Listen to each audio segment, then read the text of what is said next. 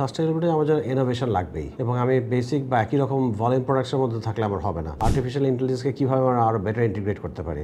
আগে আমরা মেশিন কিনতাম যে একটা মেশিন 30 বছর সার্ভিস দিবে, এই খুশিতে আমরা মেশিনটা কিনতাম, কিন্তু এখন যে মেশিনটা 30 বছর চলছে সেটা কিন্তু একটা বার্ডেন হয়ে যাচ্ছে, বিকজ 10 বছরের মধ্যে এত নতুন টেকনোলজি চলে আসছে যে আগের মেশিনটাকে আমার চালানো ইজ এ লস।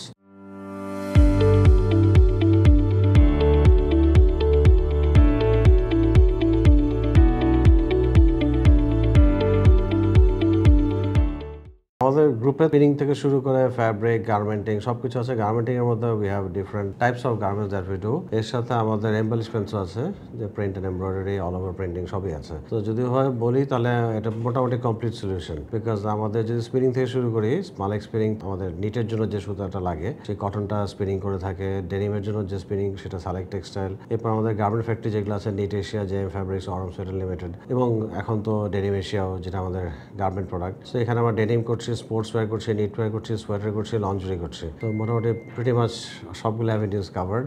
এর সাথে আমাদের নিজস্ব প্রিন্ট এমব্রয়ডারি আছে এবং রহিম টেক্সটাইল মিলস, যেটা আমাদের অল ওভার প্রিন্টস। তো তাতে আমাদের গ্রুপের মোটামুটি গেটিং ক্লোজ টু $500 billion। এখন আমাদের অ্যারাউন্ড $400 million মতো টার্নওভার আসে। তো ইনশাল্লাহ we are hoping to get it to the next level এবং আরও গ্রো করা। এবং আমাদের টার্গেট আসলে শুধু গ্রো করা না, meaningful growth. So that just capacity আমরা বাড়াবো না, আমরা বাড়ালে এমনভাবে ক্যাপাসিটিটা বাড়াবো যেটা একটা ভ্যালু অ্যাড করে। তো সেভাবে আমাদের লক্ষ্য, আমাদের চেয়ারম্যান আব্দুল মতিন চৌধুরী, ওনার ডাইরেকশনে আমরা আসলে সেভাবে পুরোপুরি প্ল্যানটা করি। প্রোডাক্ট সেগমেন্টে আমরা যেটা করি, সাধারণত বেসিক আইটেম বলতে যেগুলো বোঝায় সেগুলো থেকে একটু দূরে থাকার চেষ্টা করি। আমরা চেষ্টা করি high and value added products করার জন্য, যেন আমাদের most of the competition is from China and Vietnam, because আমরা ওই জায়গাতে আগেই চলে গিয়েছি, because we realise volume and basic was a stepping stone for বাংলাদেশের গ্রোথ, অ্যান্ড আমরা ওই পর্যায়টা পার হয়ে গেছি। এখন আমাদের উপরের দিকে উঠতে হলে we need to go get into value addition. তো সেই কারণে আমরা যে সমস্ত প্রোডাক্টস করি, যেমন সিমলেস গার্মেন্টস, যেটা নাকি, তো এটা তো সবচেয়ে ভালো এবং সবচেয়ে বড় এখানে জেএম ফ্যাব্রিক্সে হচ্ছে। সোয়েটারে আমরা করছি হোল গার্মেন্ট প্রোডাকশন, যেটা একমাত্র আমরা এই বাংলাদেশে আর কেউই নাই, যেখানে আপনার একবারে নিটিং হয়ে লিঙ্কিং হয়ে গার্মেন্টটা বের হয়ে আসছে, আমরা ফিনিশিংয়ে চলে যাচ্ছি। এইসব জায়গাতে মেইনলি আমরা টার্গেট করছি হাই এন্ড মেশিনারিজ, যেখানে নাকি আপনার মেশিনের দামটা হয়তো একটু বেশি, বাট আমরা যদি লং টার্ম হিসাব করি তাহলে দেখা যাচ্ছে ইট পেজ ব্যাক বেটার, ফাস্টার, কারণ আমাদের এখানে লেবার কস্ট অনেক বেড়ে যাচ্ছে।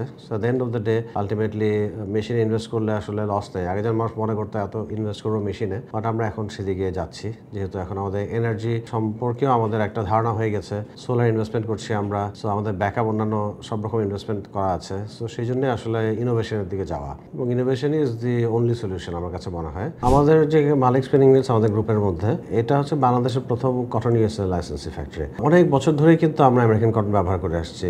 এখন হয়তো বাংলাদেশে একটা ওয়েভ আসছে, সবাই আমেরিকান কটন নিতে যাচ্ছে ট্যারিফ বেনিফিটসের জন্য, বাট আমরা এটা বহু বছর ধরে ইউজ করে আসছি, এবং আমাদের কিছু কিছু কাস্টমার্স আছে যারা নাকি আমেরিকান কটনই প্রেফার করে, স্পেশালি বিকজ আমেরিকান কটন যে সুতাটা হয় সেটা আপনার স্ট্রেংথ বেটার থাকে, কন্টামিনেশন অনেক সবচেয়ে ভালো থাকে সবার তুলনায়, প্রেসিং কিছু রিকোয়ারমেন্ট থাকে, সবকিছু মিট করে। আগে আপনার মেশিন ইন্ডাস্ট্রির সাথে ম্যান পাওয়ার খরচের মধ্যে পার্থক্য অনেক বেশি ছিল, এখন সেটা অনেকটা কমে গিয়েছে, because of the man power is getting more expensive, এবং সামনে এটা আরো এক্সপেন্সিভ হবে। তো এই জন্য আমাদের ওই দিক থেকে ডিসিশন নেওয়াটা একটু সহজ হয়েছে। আর সেকেন্ডলি হচ্ছে কি, আমাদের বিজনেস সাস্টেইনেবিলিটি আমাদের ইনোভেশন লাগবেই, এবং আমি বেসিক বা একই রকম ভলিউম প্রোডাকশনের মধ্যে থাকলে আমার হবে না। তো আমি যত বেশি অটোমেশন করবো, অটোমেশনের সুবিধা কি, আপনি কিন্তু স্মল সাইজ অর্ডার করতে পারবেন, আর যখন নাকি হিউম্যান এলিমেন্ট বেশি থাকবে তখন আপনার ভলিউম অর্ডার লাগবে। কেন? বিকজ যে অপারেটর কাজ করবে সে অপারেটর কিন্তু চাবে একই কাজ বেশি ভলিউমে করতে, বাট এখন কিন্তু যখন মোর দ্য মেশিন ইনভলভস, তার জন্য কিন্তু ছোট বড় সেভাবে এফেক্ট করে না। যদি আমি সুতা বা ফ্যাব্রিকের সোর্সিংটা আমি ঠিকমতো প্ল্যান করতে পারি, তাহলে কিন্তু আমার ম্যান পাওয়ারের হিউম্যান টাচ কিন্তু কমে যাচ্ছে।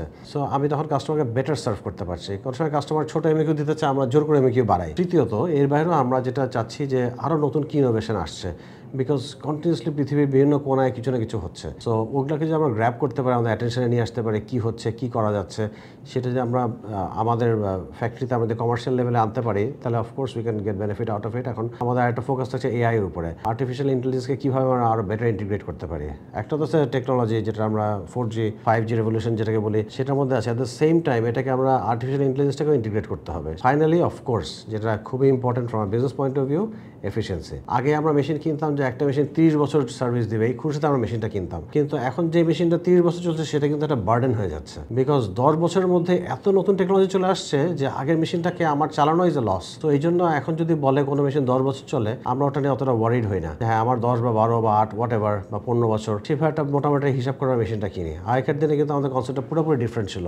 নর্মালি ইটমা বা ইটমা এশিয়া যখন হয়, আমাদের প্রতি বছরই একটা টিম যায়। এবার যেমন আমাদের চেয়ারম্যান, আমি, আমাদের আরেকজন ডিরেক্টর, ম্যানেজিং ডিরেক্টর, আমরা সবাই যাচ্ছি, প্লাস আমাদের টিম, আমরা প্রায় 13, 14, 15 জন যাচ্ছি এবার, বিকজ আমাদের আগামী বছরই এই প্রজেক্টগুলো ফ্রুশনে চলে আসবে। মানে এখন তো আমরা অলরেডি ইনোভেশন সেন্টারের মাধ্যমে করছি, সেটাও কম না, সেটাও একটা ছোটখাটো ফ্যাক্টরির মতোই, বাট তখন আমরা ফুল স্কেলে যখন যাব, তো তখন আমাদের আরো বেশ কিছু ওখানে ইনভেস্টমেন্ট থাকবে। তো সেই সময়গুলোতে আমরা আসলে ওটা একটু সিরিয়াসলি দেখি। তো এবার আমরা সেই জন্যই যাচ্ছি যে আমাদের নিটিং এ একরকম তো ধারণা আছে, এর সাথে আমাদের ফিনিশিং এ কি করতে পারি, প্লাস নিটিং এ আরো কি টেকনোলজি আছে, সুইং মেশিনসে কি আছে, এবং এআই ইন্টিগ্রেশন কিরকম হচ্ছে। এমন কোনো মেশিন পাই যেটা নাকি আমার ম্যান পাওয়ারের, একটা হচ্ছে ম্যান পাওয়ার কমানো, আর একটা হচ্ছে ম্যান পাওয়ারের মাধ্যমে যদি ভুল কম হয়। দুইটা জায়গাতেই আমাদের ফোকাস। কারণ যদি এমন কোনো টেকনোলজি থাকে যেটা থেকে মানুষের ভুল হওয়ার সম্ভাবনা কমে যাচ্ছে, অফকোর্স আমাকে তো ইনভেস্ট করাটার জন্য বেটার। তো এই ধরনের কি আছে, এগুলো নিয়ে আসলে বেসিক্যালি আমাদের এবার যাওয়াটা এবং চেষ্টা করা, দেখা, এক্সপ্লোর করা। যেমন আমাদের এখন যে সিমলেস এখন যেটা করছি আমাদের যে জেএমএ, সেটাও 2015-এর মনে হয় সাংহাইতে হয়েছিল ইটমা এশিয়া। তো সেইখানে আমি গিয়েছিলাম,